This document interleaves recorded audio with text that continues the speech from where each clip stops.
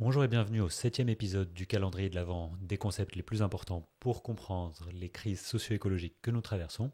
Et aujourd'hui, pour la lettre G, le mot est géopolitique des ressources. Pour revenir sur un point discuté lors de la lettre F, nous nous rendons compte que la majorité des villes, des territoires et des pays doivent importer une grande partie de leur flux pour satisfaire leurs besoins essentiels. Des métaux, des produits finis, des carburants, des flux alimentaires et de construction, tout un tas de flux qui vient de proche ou de loin. De manière générale, lorsqu'un flux pèse lourd, comme l'eau, les matériaux de construction et en moindre mesure les flux alimentaires, ceux-ci viennent de pas très loin, de quelques dizaines de kilomètres. Mais pour les flux où la ressource se fait rare, on peut vite venir à importer de milliers de kilomètres plus loin.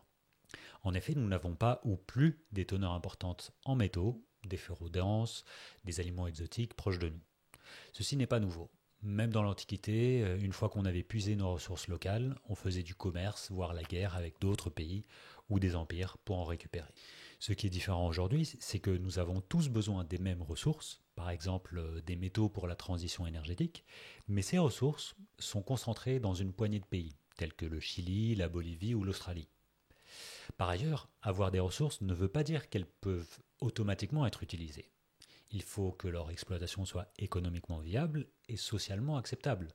En effet, il y a eu des cas où les taux de pollution liés à l'extraction de certaines ressources étaient trop importantes, qui a conduit à la fermeture de certaines mines.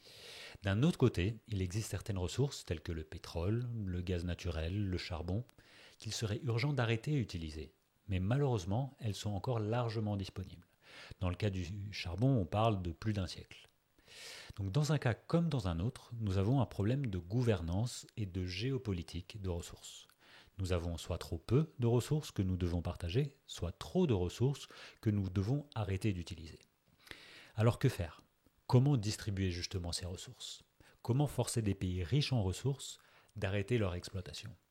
Eh bien franchement, j'ai pas vraiment beaucoup d'idées. On peut racheter ou nationaliser ces ressources et ces mines, assumer une perte financière collectivement, on peut faire un traité de non-prolifération au niveau de l'ONU, un peu comme le nucléaire, une charte comme le protocole de Montréal pour l'élimination de certaines molécules nocives, un quota par pays fixé par l'ONU et des besoins à satisfaire tenant compte des émissions passées.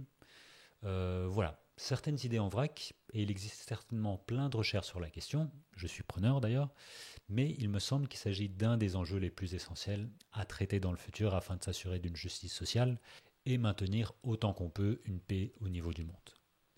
Comme d'habitude, sobriété, renouvelable, circularité, relocalisation sont les 4 piliers sur lesquels nous pouvons nous reposer.